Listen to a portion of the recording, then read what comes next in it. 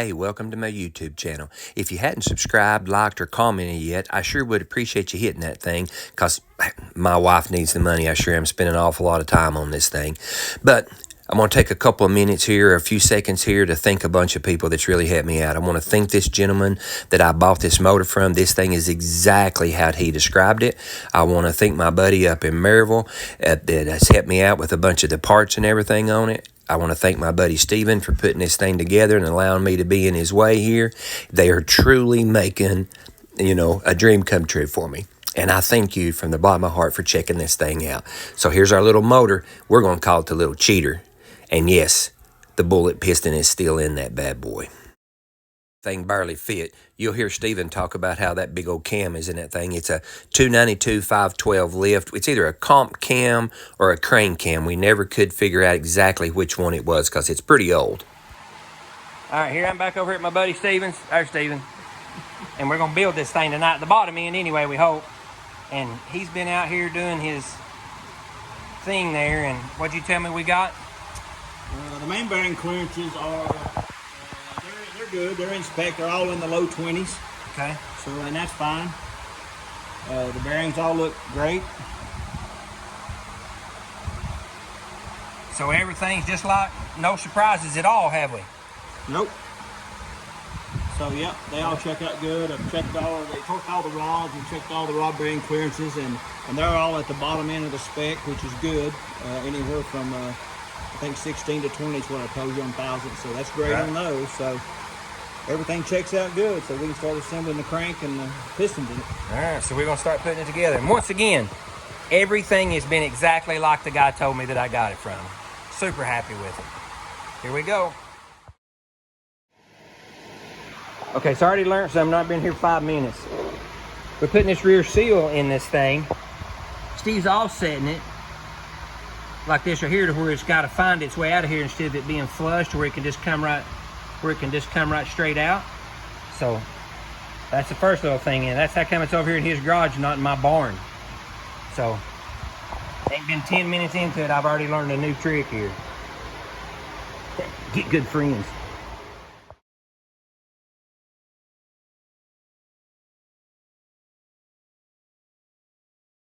Well, as you can see, I'm mostly in the way. I'm just doing what I'm told. I'm like a low entry-level helper right here doing this thing, but that's okay. I still wanted to be as much a part of this thing as I can with him overlooking that thing, because he has went to a great extent to make sure that this is going to be as good as it could be. And I'm really excited about firing this baby up. All right, we first went back through them and we put them on 40. And now he's going back through and putting them on 70, and that's where they'll stay at. So he's used to mess with them big block Chevrolets, and he said this thing ain't even hardly making a click. Listen. Barely making a click. Free as could be. That's what we want. Golly. The heavy mains, it's got 3 different sets of mains in it. Huh? The heavy we use got 3 different sets of main bolts in it. Really? It's got 4 across the top, and then it's got 4 on each side, except for the front and back has 2. Right. The big ones are 120, the small ones are 100, and the ones under that. Yeah, but how many horsepower is that thing making? Oh, 10,000. 10,000 horsepower? Yeah, so. All right, still nice and smooth, so now I'm going to Checking the thrust on it, right? Yeah. Ain't that what you call that? Yeah. Check the crankshaft thrust on it when I get this set up. Setting that gauge up on that thing was fighting him like a bad dream, but we finally got it.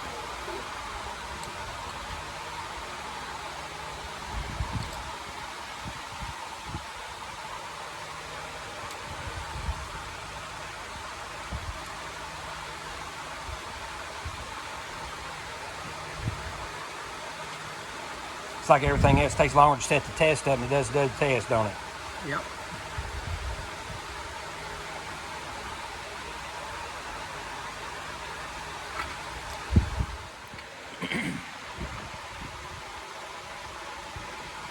So about a little over 7. Yeah, just barely over 7. Okay. Whoops. Got on a hole there. That's the resting thrust right there, which is at 0. Barely Seven over and a half. 7.5 maybe. Okay, that's good. That's good. Not sure what the accuracy is, 289, but I'm sure it's around 8 to 5 to 10 probably. So Yeah. that's good. So that'll be good. I apologize for the video portion that's fixing to come up, but the information that you hear him telling me about is very important. I hope you listen to it. It's always, if there's a dot on it, that goes up. The dot always goes up. This one don't have a dot. Really? But it's got an inside bevel right there on the very top. Okay. You see that? Bevel goes up on the top ring. It's got a... You look at the end of it right here. Okay, I see. It's got, this is flat on the bottom and it's beveled at the top, right? The inside edge right So here. it's beveled up and that goes up. That goes up. Now this the second ring has got, don't have a dot on it, but it says top on it. Okay, so that made it easier. Well, that's even better then, ain't it? So those will have a definite way of going. So that says top. So if you get them screwed up, even though they look almost identical, that don't have top on them. That's why I lay them out here on their packaging. Right. And this one's got the groove on the top on the inside. This one should have the groove on the outside, on the bottom. The bottom, yeah. Bottom on the inside. Okay. Because what this one does is, it seals a little bit, but it also helps scrape the wall clean of oil, what this doesn't get. Okay. So it wants to seal to do that. Okay. This top one is sealing in compression. That one a little bit, but this one seals in most of the compression, so it's got the bevel this way. To hold the compression. So the down. ring will blow out. Yeah. Okay. Now, I've stuck these in the block and measured them, and the clearance is a little bit wide, but these are not file fit, and they're like that. Okay. That's fine. Sure.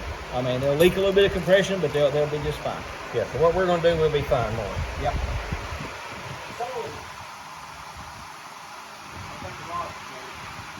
Do what? We'll go in. So we're taking these back off because you torqued them down and checked all the clearances and all that stuff like that in it. Yep. Okay.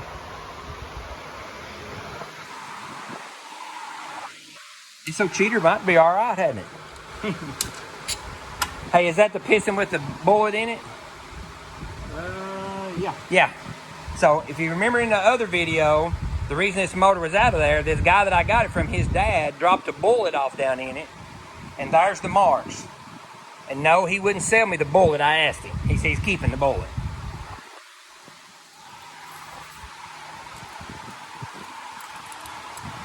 I'll let you do it first and then I'll watch it.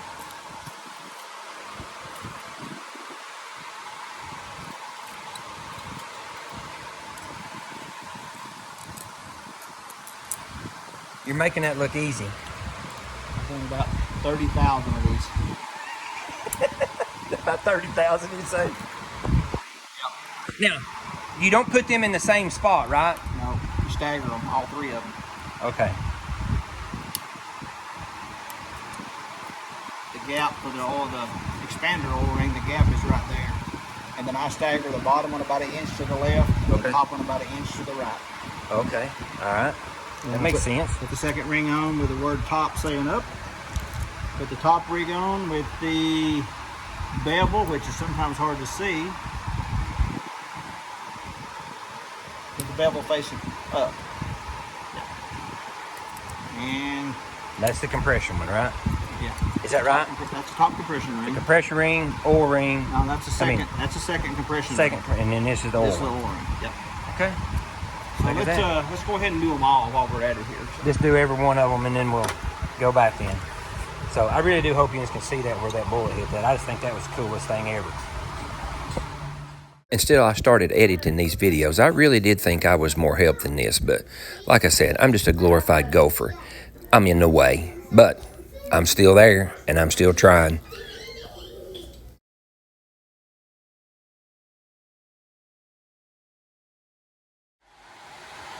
All right, you doing what now? I'm gonna where the gap is out on the oil ring. Yeah. I'm gonna bring it right here. I don't want any gaps on the bottom side of the piston. This is the loaded side because this rod, when it's running, tries to shove the ring through the wall. So I want this to be smooth. So this gap will be here, and these two gaps up here, I'll stagger across the top. You don't want to line them up with each other. Right. But And I'll them stagger- rings won't spin around on that when it's running? They'll move. It's not. Well, at least we're gonna start off in the right position. We're gonna start off and run. Like that guy we sold a car when Daddy had the car lot, the first one up there, and I can't remember what kind of car it was, and this old man wanted us to wanted me to jack the car up and put all the valve stems at the bottom to where when he pulled up and got air, all the valve stems would be at the bottom. Good. They should not go around curves. And that guy was really convinced that thing, and so I just jacked it up and put them on there. I'll tell you how I know this. On the fuel motor, we put a motor together one time, or I put a motor together in the pits, and I staggered the rings like I always do. And we started it up and idled it. Shut it back off because I didn't want to change out the pistons for a different set. And I pulled it back out. Every one of them ring gaps had moved from where I'd left them. Wow. Sitting there idling. Huh. So no, they do not stay in the same spot all the time. But you might as well start out right. Start out that way, yes. Make sure I put this thing in right. I'm not used to a Ford.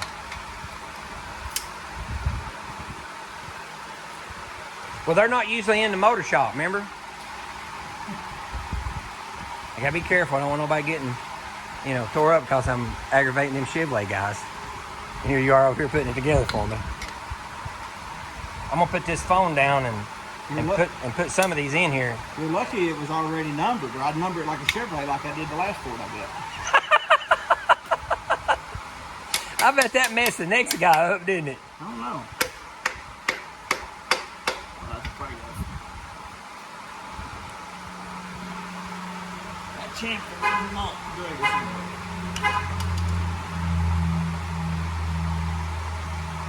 Light my truck off with it. That was his Chevrolet truck. Heard us talking about it, and it over there yapping. Yep. Pull that back out.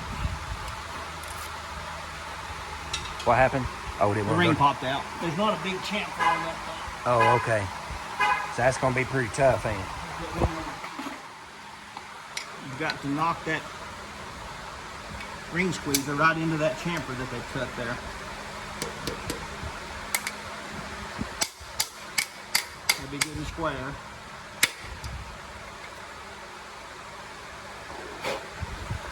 And then you got to hit the piston and not miss it like I just did.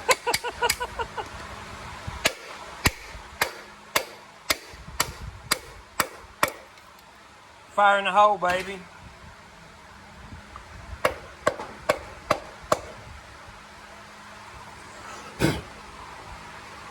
Look at that. That bullet piston's in there. Heck yeah. Now, repeat 7 more times. So we got to make sure that, what'd you call it, chamfered? Chamfered? It's a radius cut on the shoulder. A radius cut on it to make sure we got it the right way. So, and I'm sure all you guys know this, but we're going to say up against that side. So that way we know we got it on the right hole, right? Got it in the right spot, turn the right direction, yeah. And the numbers are in the right spot. And the number. So there's number 1, so that's where we're at. Get that happening. All right, now, I don't like how tight that piston is. That what? It went in there too tight. So, I got to do a little check right here. What went in too tight? The piston or that? Hard it was when you had that piston. Oh, yeah. Now, I'm used to the big aluminum motors. They probably got a lot more piston clearance than this thing does. And it's probably fine. Right. But we got to make sure it's... I got to make sure. Check each one of them, right? Well, I'm going to check one of them. Okay.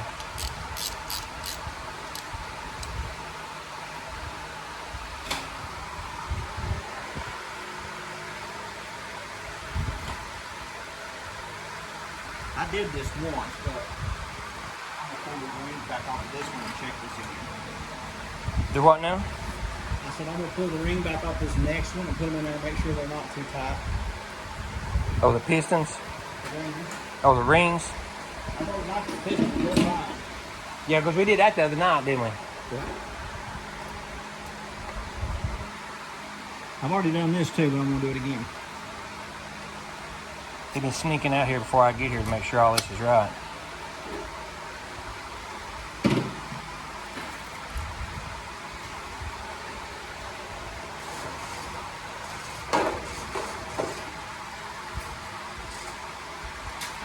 Oh yeah, that's about 20 thou. I measured it before and it was about 20 or 22. So, Okay. just make So sure we're good. Just making sure, right? Make sure it wasn't buddy. I'm going to Good. take the second one too. It's easier to check it than it is redo it, ain't it?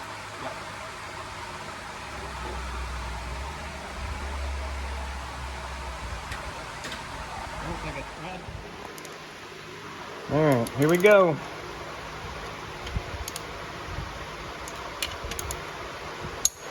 One click, two click. And just like that, right?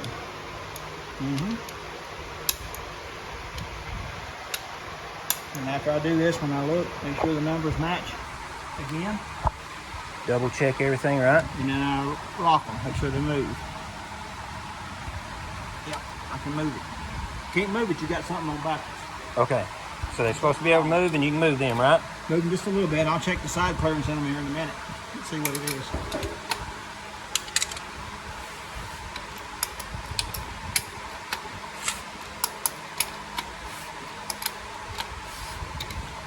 There we go. I'll go in order so I make sure I don't miss any. Happened before. Oh yeah. There's a lot you could overlook here, aren't there? Lot.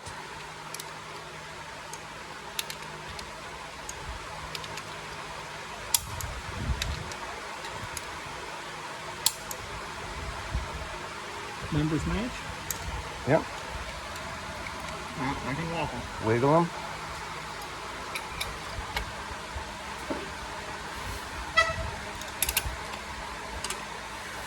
Still turning.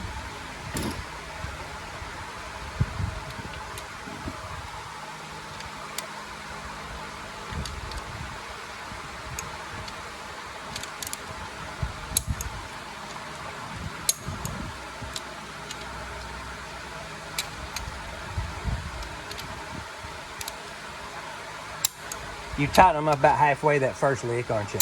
Yeah. Just guessing to see them.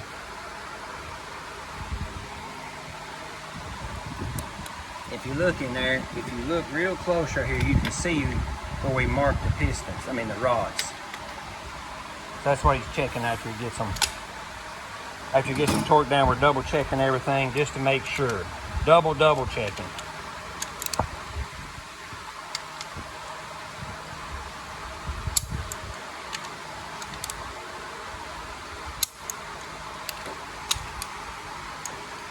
I don't see how them keep from backing off, do you? Where you're stretching the bolt, so they don't. Even though it's only 25 foot-pounds. But this ain't much, is it? That's what Ford says to do. We're using the factory stuff here. Yeah. Okay. Yep. Good. That's it, ain't it? Short block, except for the cam. Yep. We'll do that next. So there's all the rods and the pistons in it. I don't know if you heard us in them others. I'll have to go back and look. We're hunting the dang bar to turn this thing right here. That was right here, and we couldn't find it, but I did find it, finally. Look at this. Dang thing is plumb over here, going out the dang door. See it right there? That thing is dang near. Got plumb out the door. Oh, I can't even reach it this way.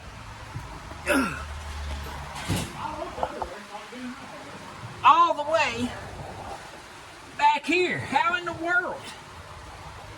There it is, you blasted little thing. Gotta be shop gremlins. I just ain't never seen one.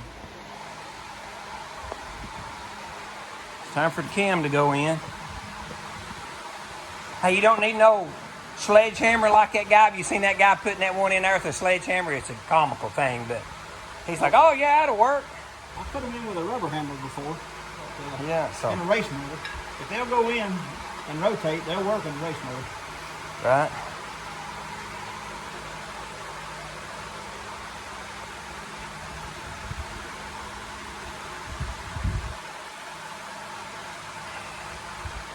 Yeah, cross your fingers and your toes and your arms and say a little prayer for us. We're going to put a hydraulic cam in this thing, and that's all I've heard is horror stories about it eating the lifters up on it.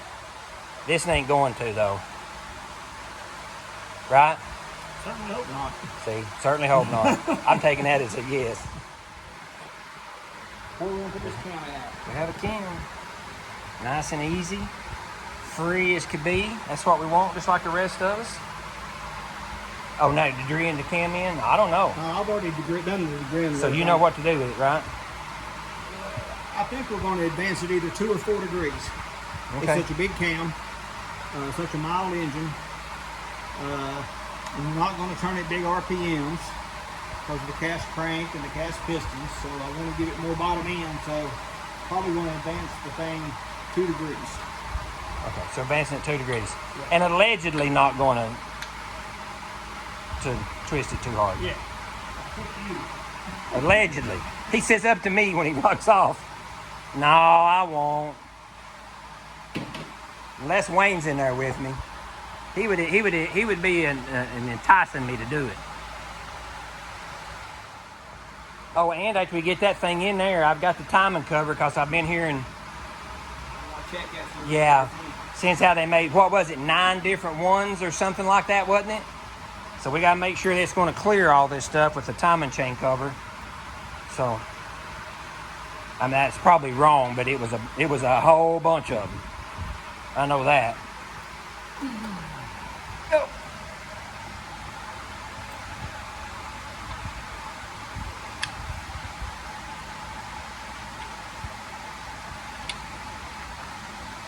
And it's marked on the gear, right?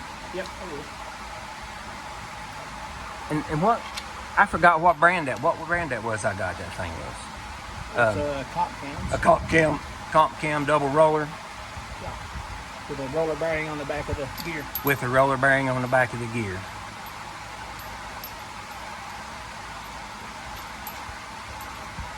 I'm tight, but I'm not necessarily cheap. You just got a good deal on it. Yeah, I just got a good deal in it. That's what it is.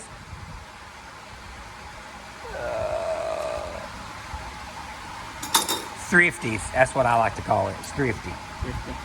Yeah.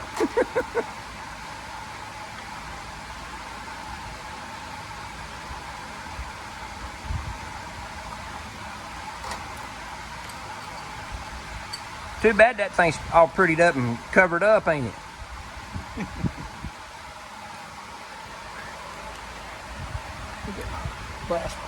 I seen a set of gear drive timing chain for one of these the other day. Oh yeah. That'd be a rackety son of a gun, wouldn't it? Yep. I got a couple of them for big blocks in there if you ever want one. I'll never use them.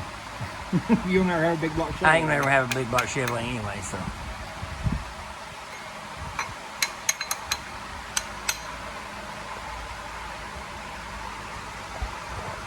Oh, I hope this thing don't go off. My low battery light just come on. There it is. Advanced at 2 degrees, right? Yeah. There, it's in there. That part is. Now, the $1,000 question is see if the timing chain cover housing will clear it.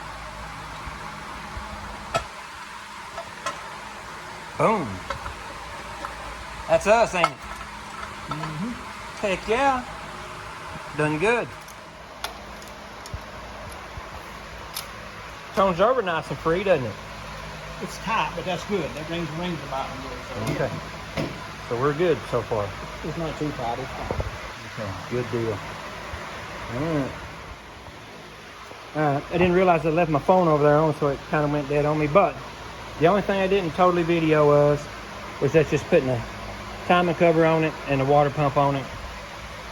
So now the motor's all the way put together pretty much, waiting on a set of heads. We'll leave the oil pan and stuff off of it, timing chain, everything's in it. Got one bolt hole here that seemed to be a little soft, so hopefully we'll take care of that. But we got this baby put together now. Now we just got to decide, am I going to paint it Ford blue or am I going to paint it charcoal like the car? I vote charcoal. What do you think? Say that I'm excited and pleased with this little purchase of this motor is an understatement. Who would have thought I would have found one this close to being exactly the same as the one I had back in the 80s?